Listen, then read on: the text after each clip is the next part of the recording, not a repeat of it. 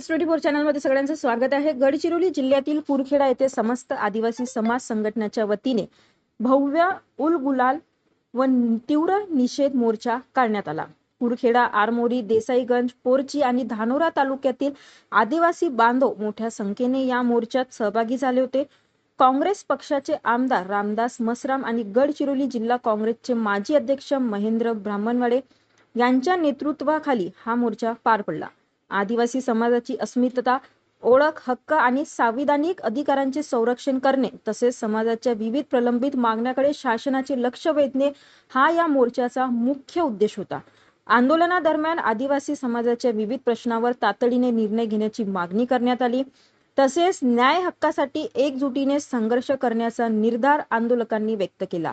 मोर्चामध्ये महिला, युवक, ज्येष्ठ नागरिक तसेच विविध सामाजिक संघटनांचे पदाधिकारी आणि कार्यकर्ते मोठ्या संख्येने सहभागी झाले होते। या आंदोलनातून आदिवासी समाजाची एकता, संघटन शक्ती आणि हक्काबाबतची जागरूकता प्रकर्षाने दिसून आली। शांततेत आणि शिस्तबद्ध वातावरणात पार पडलेल्या या मोर्चात समाजाच्या हक्कासाठी सुरू असलेला लढा अधिक व्यापक आणि तीव्र करण्याचा निर्धार व्यक्त करण्यात आला। दरम्यान आदिवासी समाजाच्या न्याय मागण्याबाबत शासनाने तातडीने सकारात्मक भूमिका घ्यावी आणि प्रलंबित प्रश्न सोडवण्यासाठी ठोस पावले उचलावी अशी मागणी यावेळी करण्यात आली।